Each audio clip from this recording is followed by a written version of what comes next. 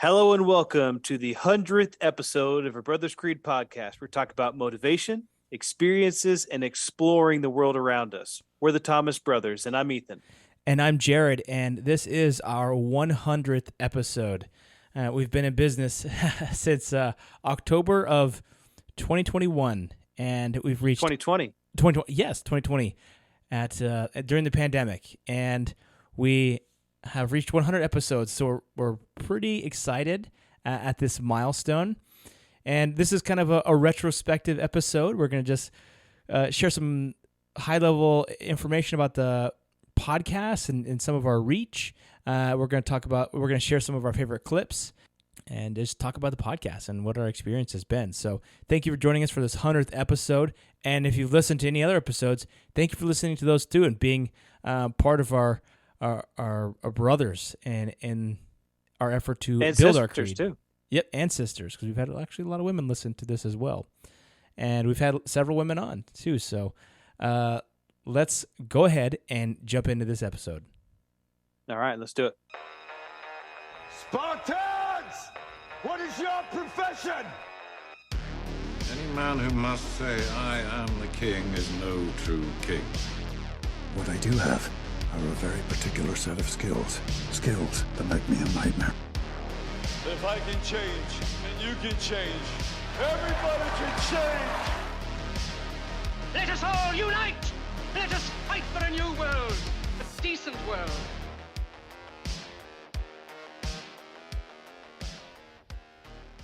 So one of the first things I wanted to talk about was our intros. One of the things that I've really have a passion for, and I think it's so fun, is to just make different intros. What I'd like to continue doing is we've done a different intro for each year that we've been in the podcast, and the intro that just played is the intro for 2022, and in a second I'll play the intro that we used in 2021. But one of the things I like about it is kind of the way that we'll go about it is Ethan and I will choose some music that we like as kind of like a background music. And then I'll just go in and I'll grab a bunch of movie quotes and cool stuff that we think is cool. And then I'll pepper Ethan with a bunch of questions like, what do you think about this one? What do you think about this combination? I'll make like a bunch of different combinations. Ethan will be like, yeah, I like that. Or no, it's too wimpy or something. Give some suggestions on quotes. Yeah, exactly. Yeah. Well, let's take a second. Let's break down some of the quotes from. Yeah, I can replay here. From. Yeah. So we could just. Yeah. Okay. You want me to play it and we can talk. I'll pause it in line. Sure. Yeah. That's it. Spartans! What is your profession? So that one's obviously 300. So I at that specific part, I think it's really cool because all of these, like we thought about these and how these kind of play into our personal creeds, right? Yeah. Building your creed. So it's in the movie 300. The main guy, what's his name? Leonidas. Leonidas. Yeah, he's leading his troops, his 300 Spartans, to the battlefield where they're going to fight, and they come across a group of Acadians that I thought they were Athenians. I thought they were Athenians. Well, no, it doesn't matter. I think they were Acadians, but regardless, it was a group of these other soldiers that were kind of coming to fight with them as well.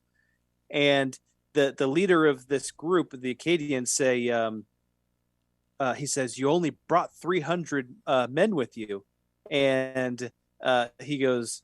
And Leonidas is just like, only 300. And then he points out one of the guys and he says, you, Acadian, what is your profession? And the guy goes, well, I'm a blacksmith. And then he looks at another guy and says, and yours? And the guy goes, I'm a potter. And then the other guy, he goes, what's yours? He goes, I'm a farmer. And that's when he says, Spartans, what is your profession? And then they all like in unison go, oh. And so he's like, they're all warriors. And then he goes, yeah, and then he goes, as you can see, I brought more soldiers than you did. It's just, it was their lifestyle, right? It was their creed, and their creed was they were all soldiers. So that was kind of one that we... Yeah, and they're dedicated to their craft. Not to say that the others weren't, but these guys were fearless, and they were just ruthless as weapons of war. So this next one here is also one of the favorites. Any man who must say, I am the king, is no true king. So this one is from Game of Thrones. There was one of the there's different like houses in Game of Thrones, and there's the House Lannister. It's like this big family, and they own they're a very rich family. And one of the guys, the main patriarch of this noble house, is Tywin Lannister, and his like grandson has become the king. He's like 12 years old, like 13 years old or something like that. He becomes the king. He's a little twerp. He's a spoiled twerp. He's a spoiled little brat, and he was throwing a temper tantrum, and he made his grandfather hand of the king, so like second in command. And the kid was being a brat, and he was saying like, "You'll do whatever." He was telling somebody to do something, and he's like, "You'll do what I say because I'm the king. That's why." And then he says, "Any man who has to say I am the king is no true king. Because if you're having to shout out that you are the boss, then you have no credibility, and you're not a true boss or a true king, because people don't respect you. So you have to try to shout that you're the king." And I think that just like goes. I think we see a lot of that nowadays, like, you know, especially in the man space. A lot of guys will be like, "I'm an alpha. I'm all this stuff," and it's like, dude, if you have to say that you're an alpha, you're not an alpha. And I feel like there's a lot of that out there right now, where it's just like, just be it and have people's respect. You think Jocko Willink goes around telling people he's an alpha? You know, it's probably not. I've never heard him say that, but I would doubt that he is someone who says that, because he just commands that respect right off the bat. And so through his actions. Yeah. So through your actions and through building that respect, that's how you become a king, not by just claiming a title and then shouting, "I'm the king." And that's not how, like, you know, some people parent like that. Like, "I'm the parent. You have to listen to me." It's like, well, you know, that's kind of a last ditch effort to get respect when none is given. So definitely not a style that you want to live by. Yeah. A lot of thought went into these. Yes. Let's do the next one. What I do have are a very particular set of skills. Skills that make me a nightmare. What about that one? That's Liam Neeson's, of course. Liam Neeson's. You seen that Key and Peele thing, right? Yeah, yes, that's hilarious. And so this was from Taken, right? The first Taken movie with Liam Neeson, and his daughter is taken, and then the people that took his teenage daughter, kidnapped her, picks up the phone, and he says, you know, I don't know who you are, what you want, but, you know, I have a particular set of skills, and they make me a nightmare. And then the guy says, "Good luck." And hangs up the phone. And then, spoiler alert, he goes and kills everybody. Yeah. So I like that piece because, you know, he has a certain particular set of skills that he had honed over a lifetime, and that makes him a nightmare to evil men. And I think that is something that we should aspire to as well. Like, we're trying to build skills, build our creeds, and build ourselves up as men and women to be a nightmare to anybody who is, evil in this world, or who's trying to do bad to our families or those around us, or even just people in general, or to society. And I think we need good men and women to stand up against that. You can't do that. You can't stand up against that if you don't have any honed skills, or if you haven't ever tried to exercise those muscles. And in that movie, maybe it's particularly specifically talking about like physical skills of, you know, combat and evasion and infiltration and all this sort of kind of stuff. But I think that could be compared to anything, in the fact that he was capable, that he had developed those skills, that he could take care of himself and his family. That could be any skills. You know, for me, that could be, you know, developing a skill that will pay the bills, or developing a skill that of being a good example to your children, so that you can perpetuate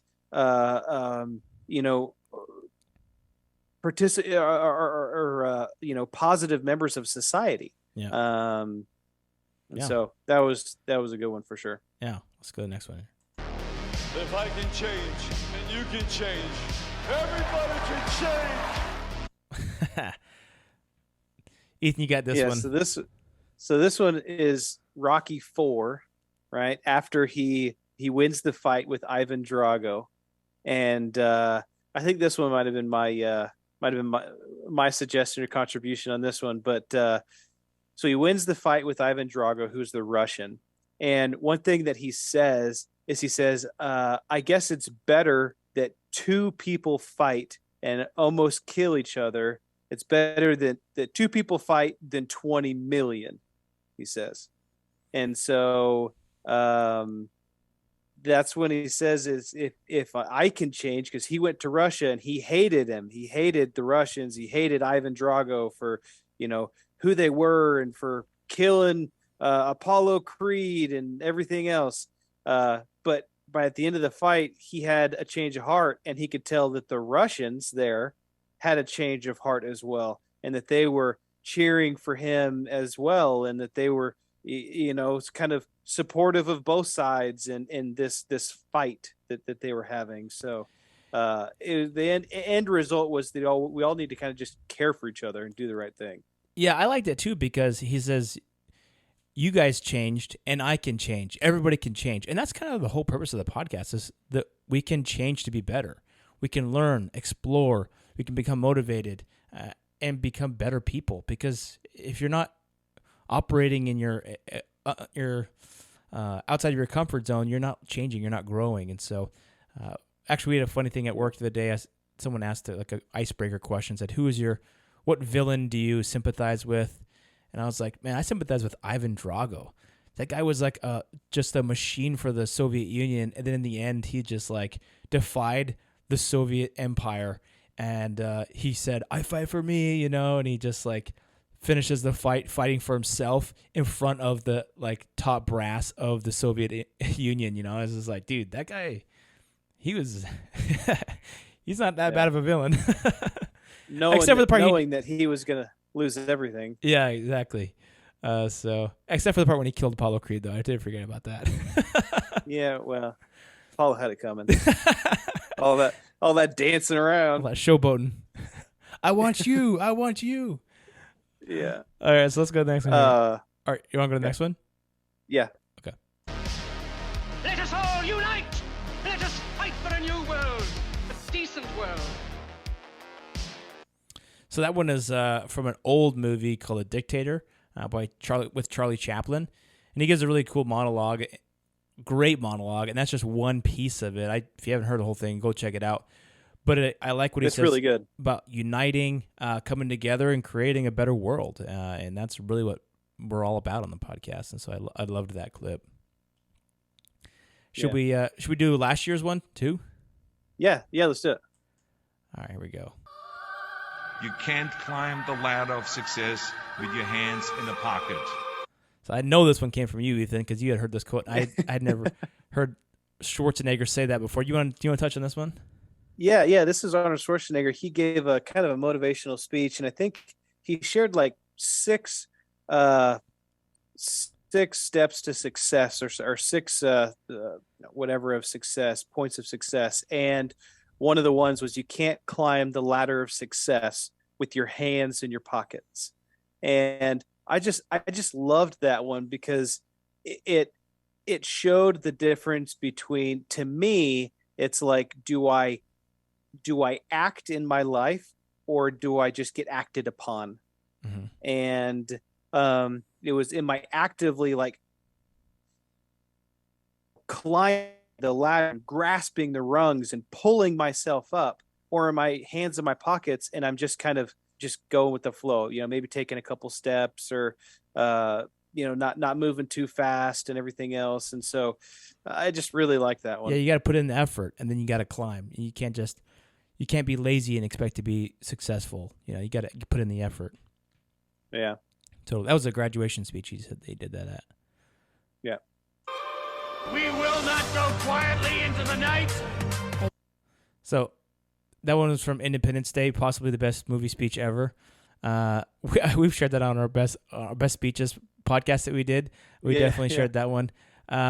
It's just great defiance of, he talks about not going quietly and submitting to this extraterrestrial force, and we'll fight, we'll live on, and it's an excellent speech. I think it's just, as good men and women of the world, I think that we can't just stand in the shadows and let evil prevail in this world. We got to stand up. We got to fight it. Yeah. And I think that a lot of these things that we see too is kind of uniting principles, right? And that's one thing that we've seen with the podcast, is that we really kind of like to form a community. That was one of our main goals, was form, originally what we called a brotherhood, but everyone, all types of people that want to grow their own personal creed, right? And we probably should have started this from the beginning, but we share it on almost every episode, that a creed is a set of personal beliefs or aims or principles that help to guide one's actions. And so if you can have a solid creed, if you can have solid principles or beliefs or aims or something that guides the decisions that we make and our actions, then what more powerful tool could you possibly want? Yeah, absolutely. And unity, that I truly believe that a lot of that is done through unity and collaboration with others. And that is kind of in like the way that we did our name, A Brother's Creed. So it's not like the way that we've done brothers. It's we went back and forth about this quite a bit with our wives about the English. Where do you of this. put the apostrophe? If you put the apostrophe before the S, it makes the creed possessive to us as brothers, or a single brother, that brother's creed. But what we wanted to do is like the creed of all of the brothers. And that's why the apostrophe is after the S, because as we want to build this whole podcast is about everybody's creed, all of the brothers and sisters that come into us. But we like that brothers because obviously we're brothers, and we are building our creed, Ethan and I. But also we want to build this brotherhood that is also working on building their creed. So that's why the apostrophe is after the S. Very intentional on that one. Yeah. Let's keep going here. This is the 2021 intro. Tell me you're a man with true grit. So this is from the movie True Grit, and when this is from the remake version, which I think is better than the old version with John Wayne. She goes and she's trying to find this guy Rooster Cogburn, who's a ruffian man, but he's who killed her dad, right? No. Rooster Cogburn didn't kill her dad. Some other guy killed her dad, but she's going to find Rooster because he thinks that he can hunt him down and kill him.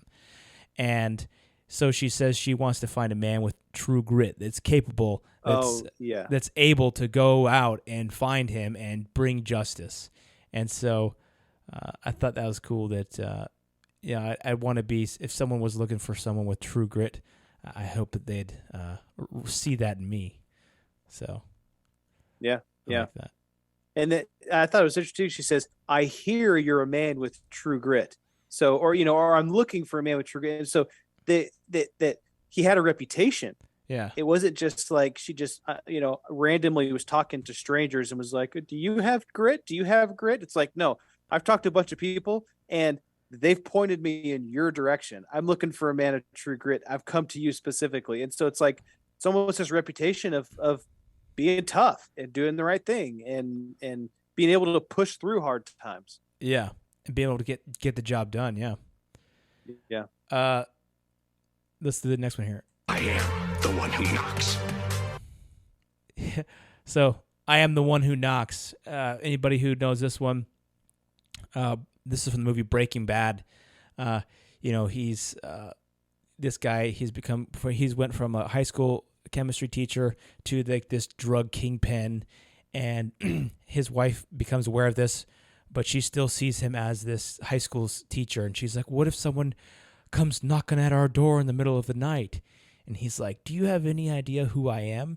He's like, "If I decided to go stop going to work in the morning, company that could be listed on the NASDAQ goes belly up.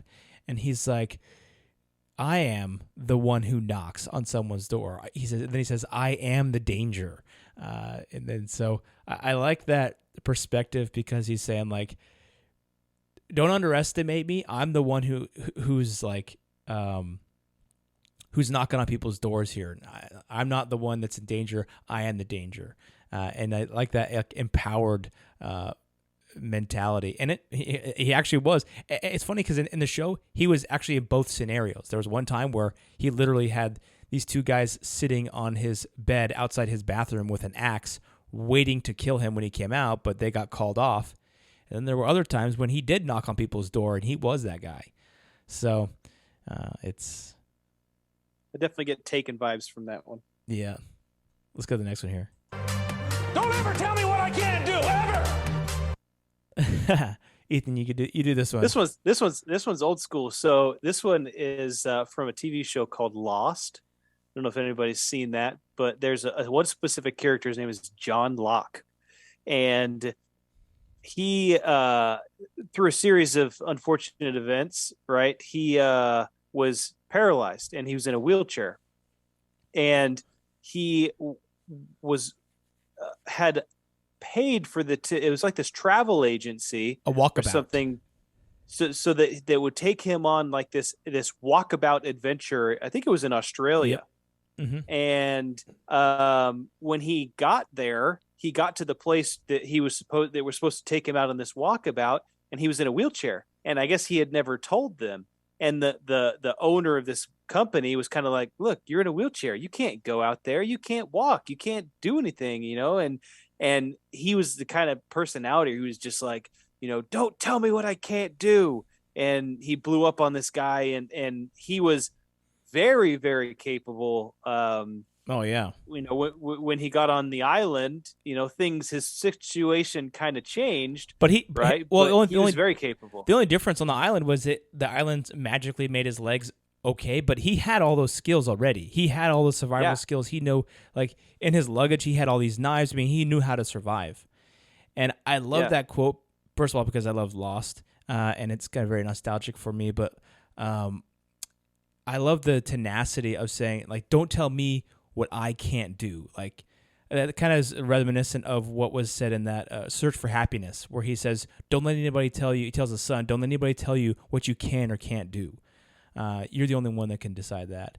And I think it really empowers people to be sovereign over themselves. Don't let people put on you their doubts and their fears. You go do what you think you can do.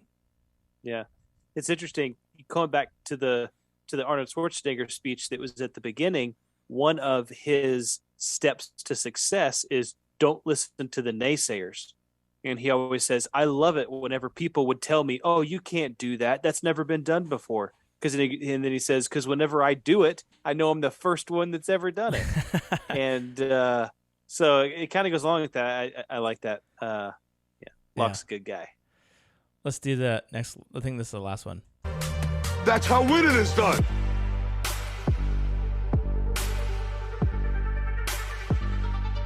Yeah, love that beat drop there on that one. yeah. And it's another Rocky one, right? That's from the movie Rocky Balboa, where his son is kind of estranged at this point because he feels like he's been living in the shadow of his father, and because of the Balboa name, and he's like, I want to make my own way, and he's kind of complaining, and Rocky's just like, that's not you. You're better than that. He's like, that's not what winners do. And then he goes on and telling him that, it doesn't matter how hard you get hit, doesn't how hard you get knocked down, you get up and you keep going. He was like, that's how winning is done. Yeah. And I mean, that's just a great quote, just in general for motivation. Yeah, so, and that was kind of like a cap to the intro, because of all those things, all those lessons that we just talked about. That's how winning is done, by incorporating all that. So a lot of thought goes into these things, more than you might think. We really enjoy doing these, and I'm excited to do a new one for 2023 whenever that rolls around. We'll still be doing episodes then too. So Ethan, let's go ahead and dive into some of the high level stats of our podcast. So far we've done 100. This will be our 100th episode. We've done 65 research episodes, and we've done 36 interviews. And a lot of people ask us like, oh, where do you get your they said, oh, where do you get your find people to interview? And really, that's one of the things I feel like the podcast has done great for me, and I think you as well, Ethan. It gets you out of your comfort zone to just approach people and be like, hey, this is the thing that you're doing is really cool. Could you be on our podcast? And also, whenever I talk to people, I try to just really get to know them more, because everybody's got something interesting to talk about. So I try to get to know people a little bit better, because who knows, they might have a great story or something crazy that happened to them that I think that a lot of people could benefit from. So it's kind of changed how I interact with people. Not that I'm always just looking for stuff for the podcast, but I am looking to understand people and learn from people, because everybody has something to share. Yeah, I completely agree with that. And selfishly, it's kind of been a great opportunity for you and I to be like, hey, I want to learn more about, gladiators, real estate, or gladiators, or if we want to learn more something about a topic, then we'll either do our own research and we'll dig in and we'll do like a research episode, or we'll find somebody who's an expert in that field or who has done it, and we'll talk to them and we'll ask them about it. Yep. So it's been great. Yeah, absolutely. Ethan, you had some high-level stats on countries that have listened to our podcast. Yeah. So, we've pulled some of the statistics from the podcast of where our listeners are from, and what countries they're listening from. And so I'll kind of break down some of the countries, and then Jared's got some state information. But obviously, the majority of our listeners come from the United States. But we also have listeners in Canada, Mexico, the UK, Australia, Germany, Iraq, Italy, Kyrgyzstan. We know those are real. Yeah. So some of these might be VPNs like or something, VPN type things, but not all of them. I mean, and there's quite a few. These are kind of the highest ones. We have some other like 1 or 2 listens from some obscure country in Africa, and that might be what it is. But these are kind of the big hitters. Kyrgyzstan, but we did an interview with the guy that lived in Kyrgyzstan. So Fit to Survive. I think that was one of our first 10 episodes. Yeah. Saudi Arabia, Zambia, Peru, Argentina, Chile, and like I said, India. there was a bunch I know of that other was ones, on there too. Yeah. Yeah. So South Africa, it's really cool that and you can see how many come from those countries, how many downloads come from those countries. So it's just kind of cool to see what it's cool to see that people more than like just like our immediate families listening to this podcast. Yeah, it's like, hey, we're making it. Maybe some people out there are like, oh, hey, I know these guys. Just looking at the different states. 12% of all the downloads have come from North Carolina. Most of our family's in North Carolina, so that's probably most of them. California, though, I hardly know anybody in California, is the next one at 8.3%. Texas, 7% of downloads came from Texas. I think I know one person in Texas. And this is just the percentage of the U.S. Yeah. Utah is a big one. South Carolina, obviously, 'cause I live in South Carolina. And then Washington.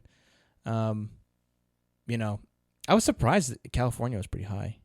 A lot of people there in California, but it's cool to see that, to see how it was the reach. It was cool because whenever we first started, almost 2 years ago, at first, we saw the numbers and we were like, oh, well, okay, well, this is kind of like immediate family is listening to these episodes. And then it kind of grew a little bit, and we're like, okay, family and friends are listening, right? And then it got to a certain point to where we're like, we don't have that much family and friends, right? No. So this is extending outside of just the friends and family sphere, and it's actually extended into a lot of these people we don't know who they are, which is which is awesome. Hopefully they're gaining experience, and sometimes we'll get some comments, different things like that on some of the on YouTube and stuff like that people will be like, oh, I love the episode, or that's really cool, and social medias and stuff. But it's fun to see. Oh yeah, absolutely.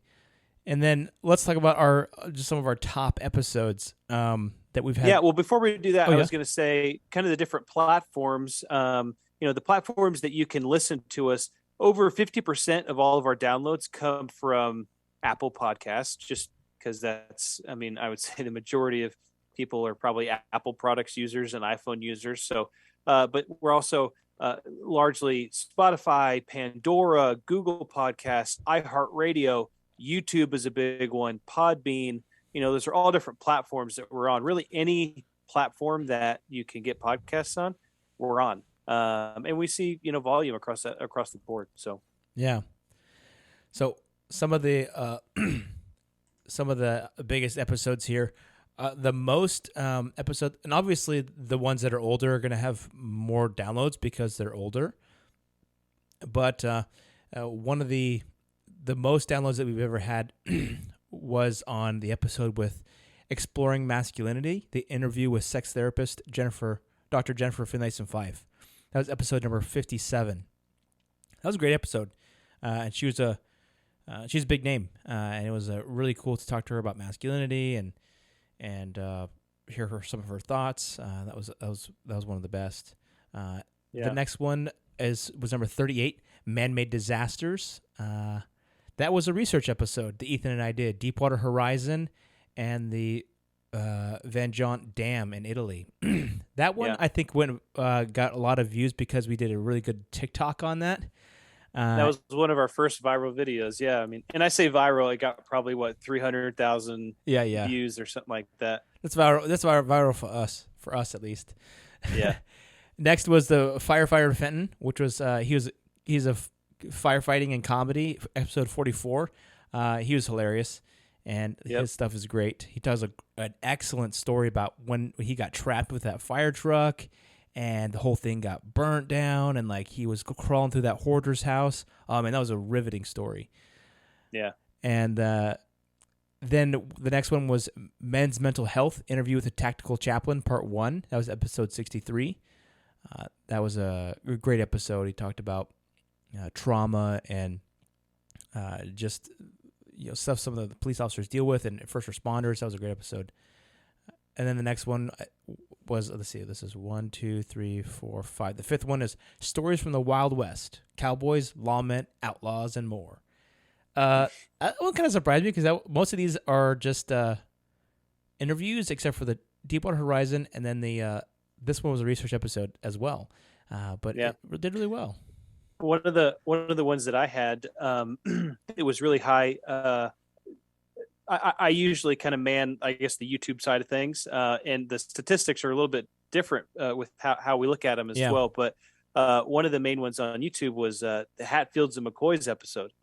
Oh yeah, really? The Hatfields versus McCoy. I think we call it American Legends or something like that. Uh-huh. That was really good episode. So that one got a lot of views and a lot of just participation and comments and stuff like that. Also, another big one was interview with the Southern Dad. Oh yes, Dane the Great. That was a good one. Yeah, Dane the Great. He's super popular on social medias. He's got millions of subscribers, and we had him on. That was kind of one of the things. Jared, you reached out to him, was like, hey, we'd like to talk to you, and just he was growing so fast and everything, and he took the time to talk to us. Now he's way up there. Yeah, he's doing all kinds of stuff, but it's great to chat with him, and sometimes people will chat with you. You just got to ask, And he was so down to earth too. He was a great guy. He was very nice. Loved. We chatted for an extra hour after the podcast, just telling us about how he got into things and how he's doing, and how I think he quit his job. Now he's doing this stuff full time. So it was great. Yeah. So let's get into sharing some of the clips that we have. So what we kind of did is we kind of pulled some of our favorite, I don't know, so let's say moments or stories, or, it's kind of Jared and I each have, 3 or 4 clips that we're going to share that we kind of compiled that have to do with that, and then we'll just talk about them a little bit after. Yeah. So you want to share yours first, Ethan? Yeah. So the first one, this first clip, this is from episode 34 that we did about war heroes, and we shared some stories about different war heroes. This was probably one of my favorite episodes, just because it was the things that the greatness that people have the potential to do is more than I can even understand. And so this first one talks about a guy named Ed Freeman. All right, let's play that one. Just imagine this. Imagine you're a 19-year-old kid. You've been shot. You're in a battle in Vietnam. You're critically wounded. You're laying on the jungle floor, bleeding out, and you're dying. It's the battle of the Ia Drang Valley. Your unit is outnumbered 8-1 against the enemy, who is constantly firing. Seems like they have unlimited stores of ammunition. They're firing at you from 100 or 200 yards away, so like one football field, just laying down AK-47 rounds at you. You know that your landing zone was so hot that the commanders had ordered that no more medevac helicopters, it's too dangerous. And you're like, well, I am screwed.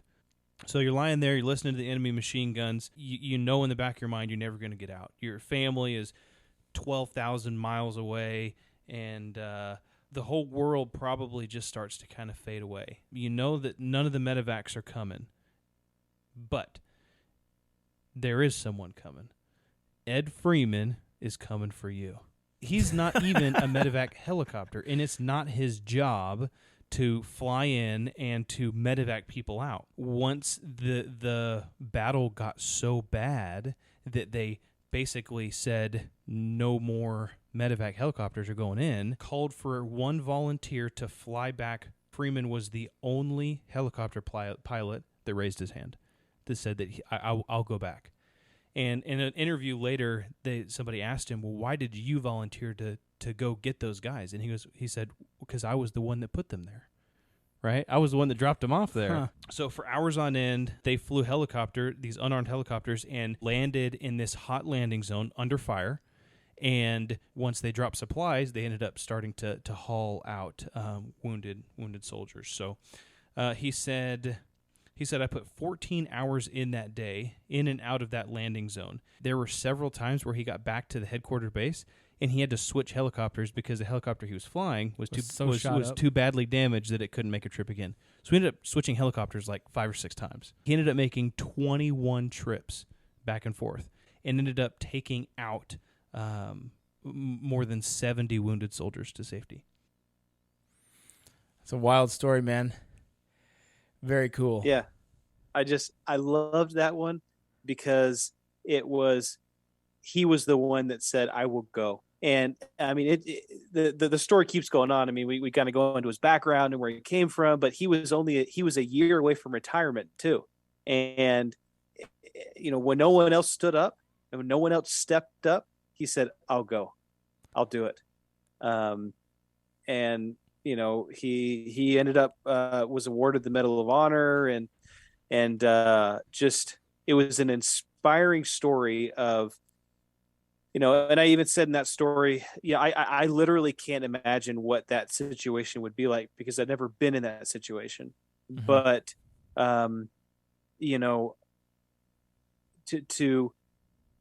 to have the I guess the self-control or the self-awareness to, I'm sure he was scared. I'm sure he was nervous. I'm sure, he didn't want to die. But he put himself in harm's way to save his fellow man. So I think that was admirable for sure. Yeah, I love that. What an incredible story. One of the things about doing the podcast is that, like, sometimes you don't learn things until you teach them yourself. And, like, sometimes when I think back on the podcast, the things that I remember the most are things that I've said, like things that I've researched and things that I come and teach basically on the podcast. Because if you learn it enough to teach it, then you know it. And then you do the same things. We both get to like teach each other and we learn, and our audience and learn. So it's just a great thing. Yeah. and I love history too. I love history. I love stories from history. You're never going to hear about Ed Freeman in your social studies class. Probably not. I mean, and if you did, I would be very surprised. So, we can't just let this history go by the wayside, and these heroes. What if your grandpa was one of those 78 plus guys that Ed Freeman flew out of Vietnam? Yeah. And he ended up surviving, and he came home and, had kids with his wife, your grandma, and then they had kids, and now they have you. I mean, you owe that man your life. Yeah. Yeah. Literally. And so I just think that's kind of cool. It's way cool. Definitely cool. So I'm going to share this one. This is from, actually, this is probably one of the most, on the whole podcast, one of the times where I've been probably the closest to tears, honestly. And it's just because I just have so much, I just felt so much meaning in this clip. And it was, to most people, it may just seem like nothing, but it really touched me. And this was one of the ones that Ethan, you did. We were doing a famous duos episode collaboration with the Virtuous Men, and Ethan did a piece on the Wright brothers. And I'll just play this little piece of that episode. They tried again and again, taking turns manning the aircraft. On the last test, with Wilbur at the helm, winds gusting, his brother running alongside the machine, he was able to gain control and fly for over 800 feet before it darted down and struck the ground. They had sustained flight about 10 feet above the ground for almost 3 football fields. They had done it. There were 5 witnesses and 1 picture of this amazing achievement. Okay, so first of all, the music that you use there is just like, I mean, how can you not? So for me, like, that just really hit me because, Orville, he was the older one, right?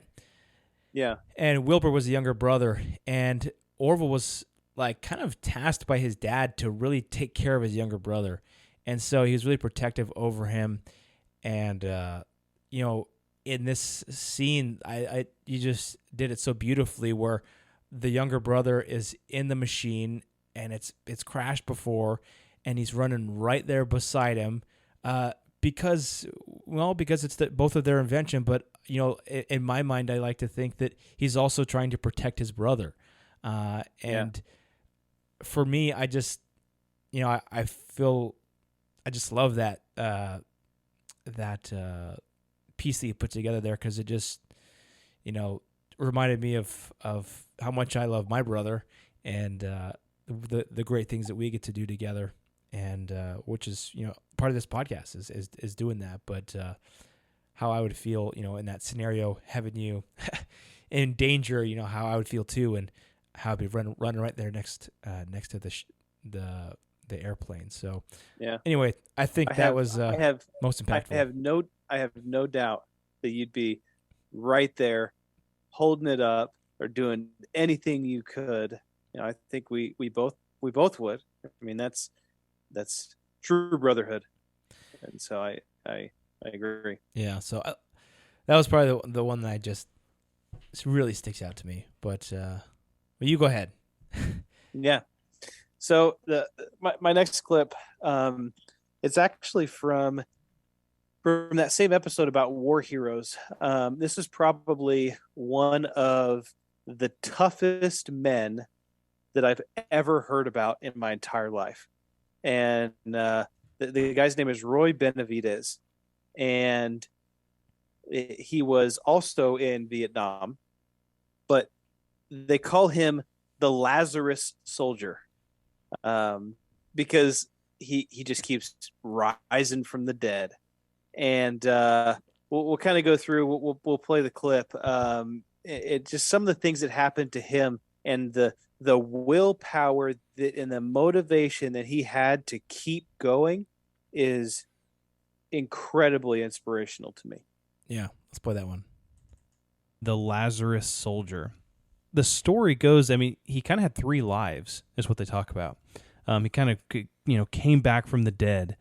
And so his first life, in 1965, he was sent to Vietnam to train the native soldiers. While he was there, he went on what they called it, a solo patrol, which most likely means that he was on some sort of kind of covert operation. Well, while he was on that patrol, he stepped on a landmine, and it left him severely wounded. He had severe injuries to his spine to the point to where he was paralyzed. They told him he'd never walk again. He couldn't move his legs. So as Lazarus arose from the dead, so did he. He walked out of the grave, and he started his second life. It says, prior to reaching the team's position, he was wounded in his right leg, face, and head. Sergeant Benavides was severely wounded by small arms fire in the abdomen and grenade fragments in his back. So he was shot in the stomach.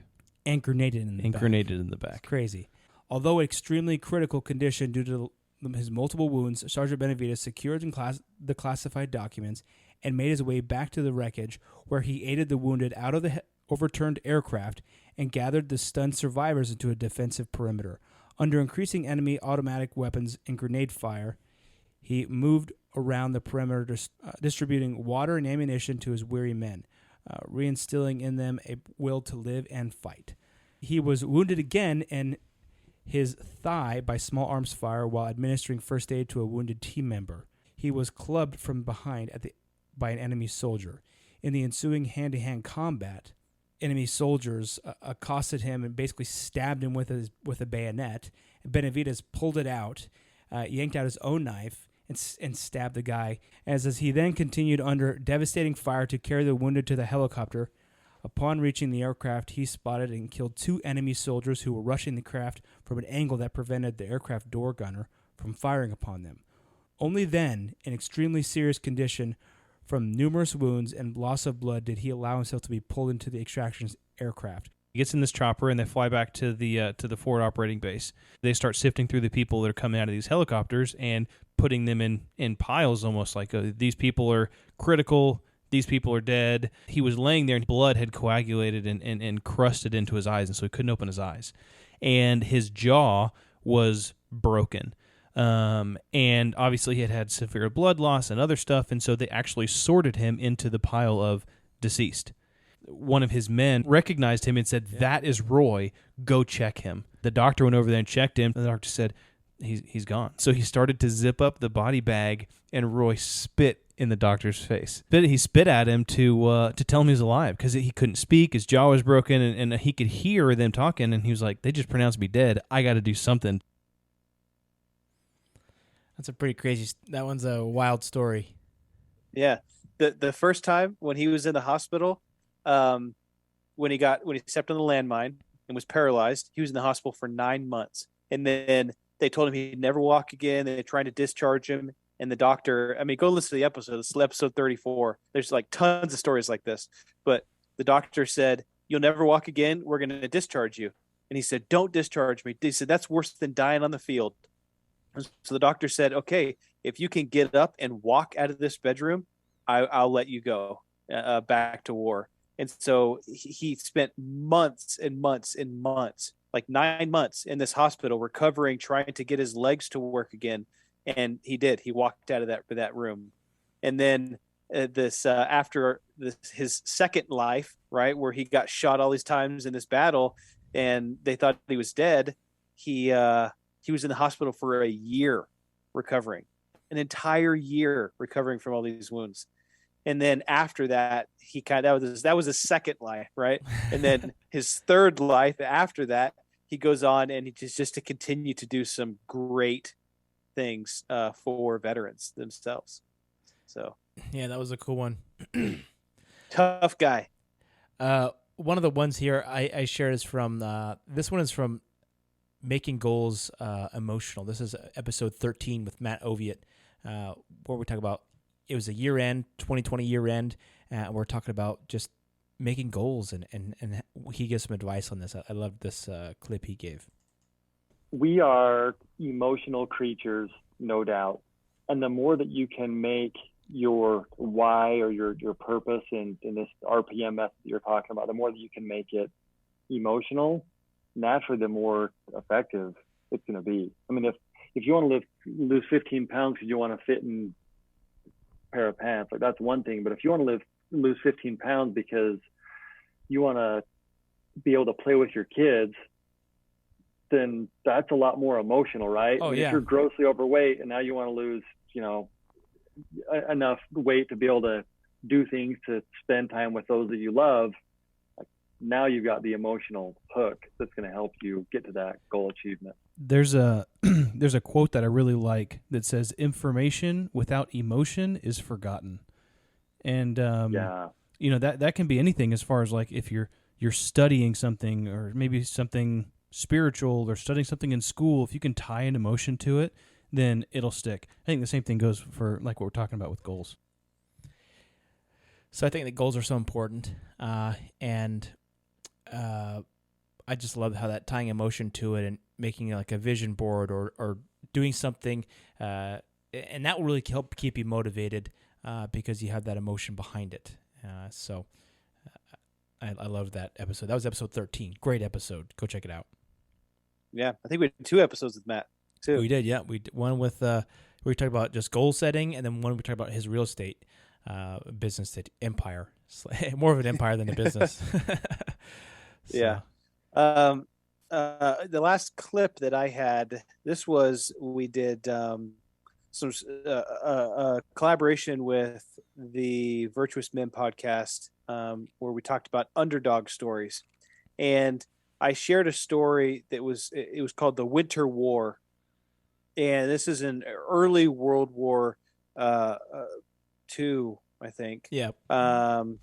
And the Russians were trying to invade Finland, and so Finland which had a tiny civilian army, and Russia had this massive monstrosity of an army, but Finland was able to stay off Russia for a long time, and probably just by the straight will, they were able to probably save their country from complete desolation, to be completely honest. So there's a quote at the end that I just really loved and that has always stuck with me. I've shared this story actually quite a few times, and so you go ahead and play it. Yeah.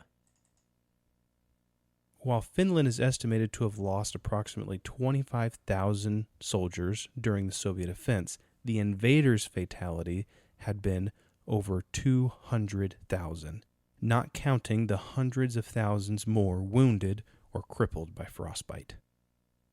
Its citizen army had so severely wounded the Soviet bear that Finland preserved its independence and was spared from the grim fate of Russian tyranny.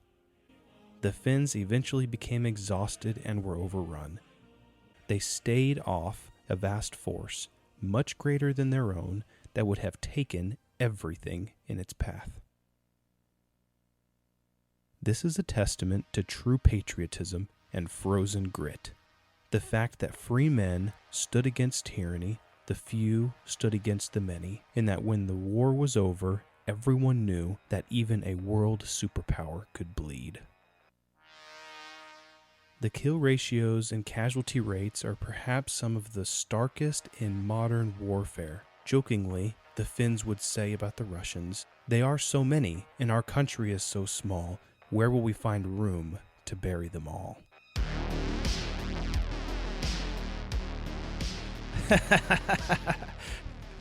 I love how that rhymes. Yeah, I don't know if it rhymes in Finnish, but it definitely sounds it epic rhymes in English.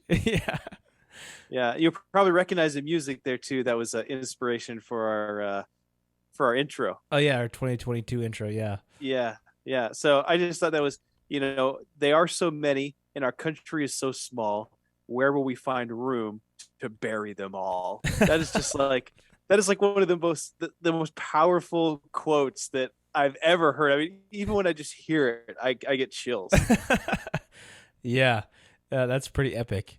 That's awesome. It's like I just envision that, like, you're looking at a goal that just seems like a monstrosity of a goal that you can't, you got to lose 200 pounds, or you gotta, build this massive company. You have these goals that are just massive, but the optimism of seeing that goal and almost like laughing at it and saying, we got this, I got this, I can do it. That is just, I like that. Yeah, me too. So this next one here is from episode 56 with Rob Foster, and he talks about just making goals again. My last clip was about that too, but I really liked what he said. I'll go ahead and play this. 20% of what you can plan, what you and I can plan today, we can see it. We can plan it out. We can plan something great. 80% is discovered along the journey. So when people set goals, I tell them, hey man, go from A, don't go to F, go to Z. Set big goals. But if you become step oriented, you'll discover a lot about yourself. Being a business owner, you discover everything about yourself because you're up. You never get any sleep. There's lots of stress. You're hiring people you don't trust. You're behind on bills. Maybe you're making money. Whatever it is, you have an opportunity to learn different sides of yourself. And I think that's what we should do as it pertains to goals, is that the greatest achievement is what you became in reaching that goal. So the greatest discovery is what's inside of you. Like I told you with the caveman, skyscrapers no big deal. You guys drive past them every day and you don't even sweat it. It's no big deal. But you hadn't told a caveman that this is what's going to be in the future. I'm like, dude, you're crazy. What are you talking about? A plane, this bird that flies through the sky? What are you talking about? And people are on it. So I think that discovery within yourself, what's in you, is the best thing a person can do. Then you can control that and do anything you want. It's limitless. Like I stated before, you can defeat yourself from your normal comforts. If you can defeat yourself, there's just not much else that's outside of the doors of your home that can stop you. I mean, there's so much packed into that sentence that he just said. He talks about making goals. He talks about discovering sometimes just make big goals. Sometimes you discover a lot of it along the way. He talked about the person you're becoming along the way, that is the success. He talks about, just getting out there and make those goals. And he talks about discipline right at the end there, about how you become disciplined and through that process, you're improving yourself. So many great things. I mean, I almost wanted to just pause, take notes, because he's just dropping so much knowledge there. And you know where I met him? I just met him at the gym. I met him one morning at the gym, and I was like, hey, man. He was just talking to a buddy, and he was just talking like he was just talking there. And I was like, man, this guy is seriously like motivating. I love the way he talks. I love the way he thinks. And I just introduced myself, and I was like, hey, man, well, let's have you on the podcast. Let's have you come and talk about goals and goal setting. And he did, and it was a great episode. So yeah, that was a really good one. I do have one more clip here. Before we get to that one, I was just going to say, I had written, I don't have other clips, but I had written down some of the other things that really kind of jumped out to me for several different episodes. Yeah. And one story that I really liked, that I should have pulled a clip of it, but was episode number 4 with Dave Bunch.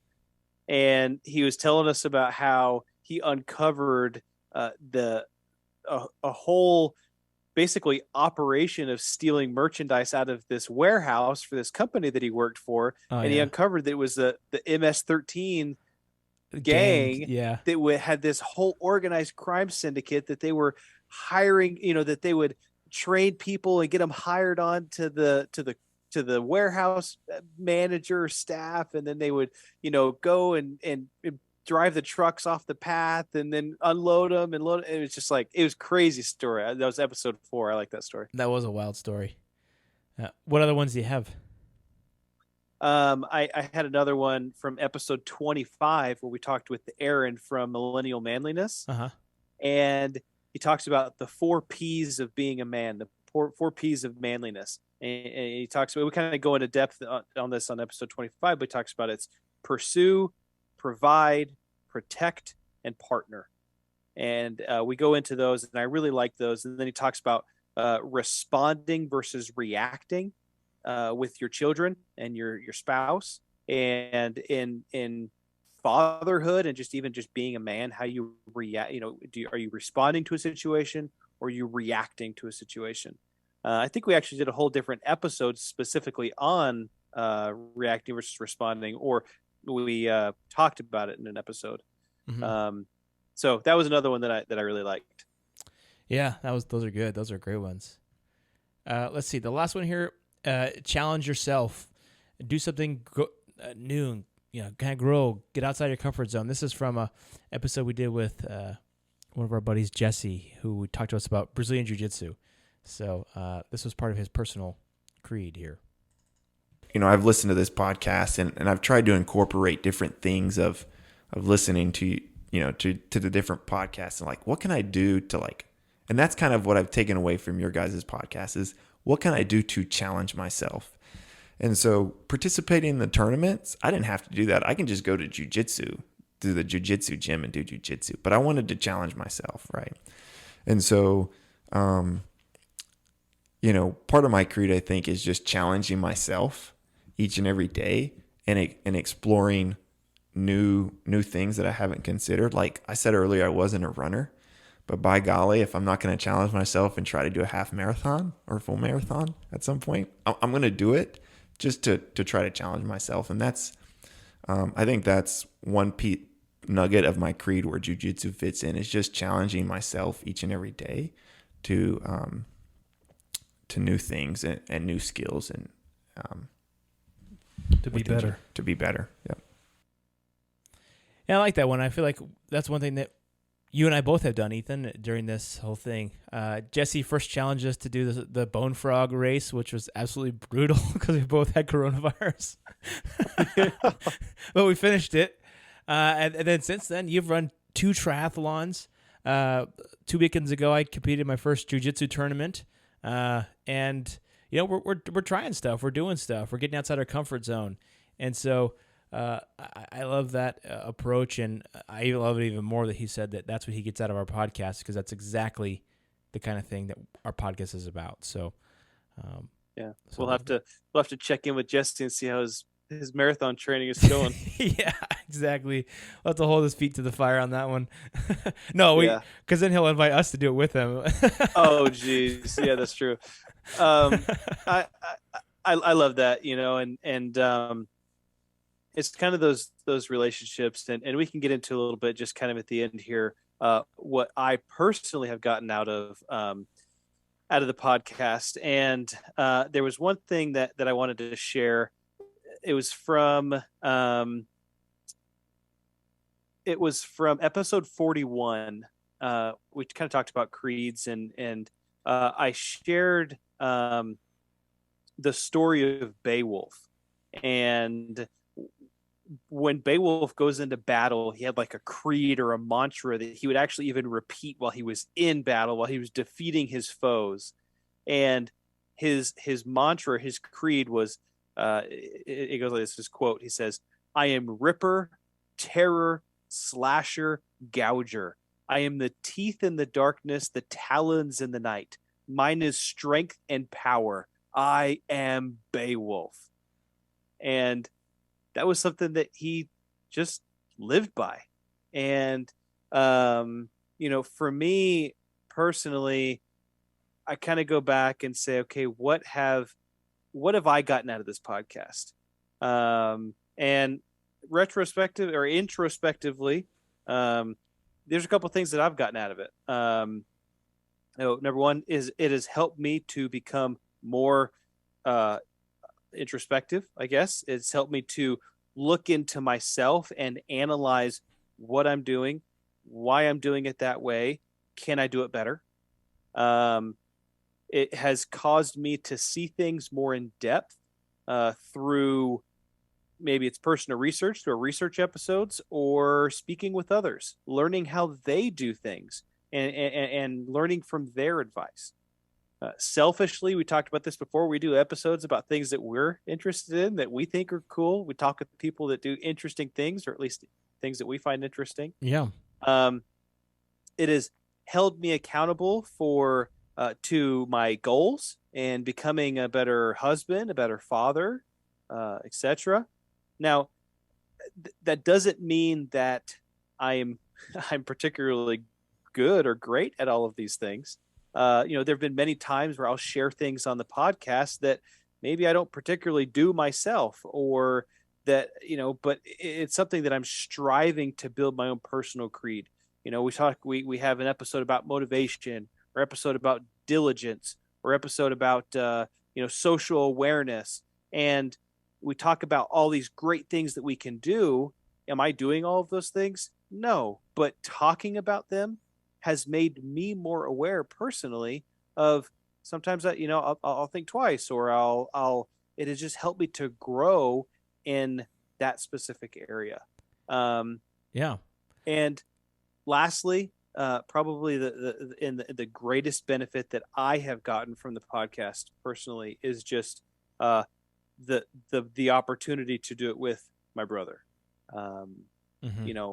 For us to be able to talk every week, multiple times a week, record every week, and not just talk logistics, but it's given us the opportunity to get deep with things and talk about stuff and share experiences and share stories. You've shared stories that that might be considered vulnerable that I didn't know, and I have too. And so it's great that I can learn from you, and hopefully but vice versa. Absolutely.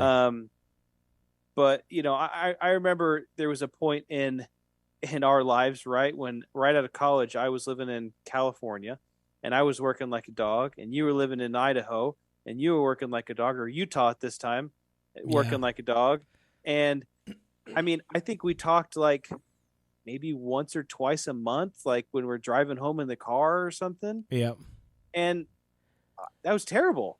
It was it was our relationship. Yeah. I mean, we always had a good relationship. Yeah. But I just felt like this is just personally, built a meaningful relationship in my life. So yeah, I absolutely echo that. I mean, it's it's just stuff we would talk about anyway. It's getting together and sharing cool stories, sharing history with each other, and then motivational things. And like you said, it's some of the things we talk about, we aspire to these ideals. We may not, we aspire to be these types of men. And so if we talk about diligence, or we talk about habits, we talk about being motivated, all these things, we're striving towards those things. We're not perfect. And that doesn't, sometimes we choose things that we have weaknesses in so that we can talk about it, so we can research it. So it's this is the weakest thing that I am. I want to research that. I want to talk about that on the podcast. And so we're not necessarily saying that we're authorities, but we are pulling in resources, whether that be an interview or through research of people that do know more about these things, and we're sharing with our audience. And so, and then a lot of times we'll throw in our own personal experiences about times where we have struggled or done well in that aspect. I think that I echo everything you said. Absolutely agree with everything. Absolutely everything.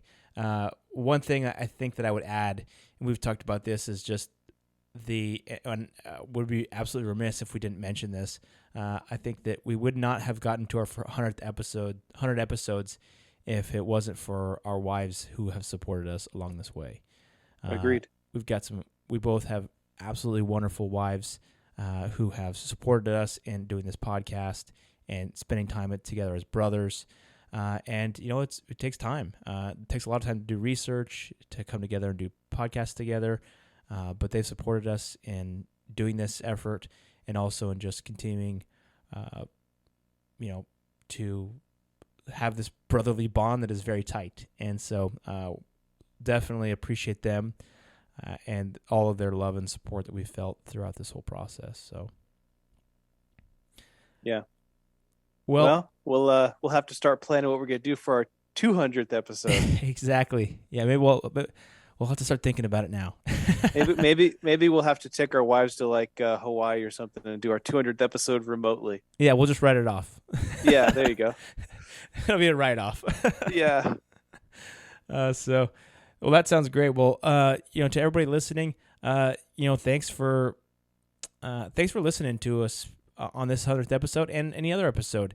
And if you're out there and you've listened to us, please send us in a message on Instagram or TikTok. Let us know how the podcast has affected you. We'd love to hear that. Or if you've been inspired by any of the episodes, if something has struck you, please write us in. We'd love to hear that feedback. We don't hear very much feedback. So it'd be interesting to hear feedback from someone out there. Obviously, our families, they'll say, "Oh, great episode," and that's cool. But like, I think it would be really awesome to hear from someone we don't know. Reach out and say, "Hey, this episode was nice." Yeah, that'd be kind of cool. Yeah, it's always nice when we get comments and stuff from people that we don't know, like complete strangers, because we're like, oh, it's unbiased. Unbiased. They're not just saying that to be nice to us. Yeah. Although I know our family's not just saying it to be nice, but still. And so you can follow us on our social medias. Follow us on YouTube. Leave a comment on any of our socials or videos, and we'll receive that. You could also shoot us an email if you have an interesting idea or an interesting person that you'd like us to have on the podcast. You can email us at abrotherscreed, no apostrophe, abrotherscreed@gmail.com. Yeah, we'd love to have you on. We get emails occasionally from folks.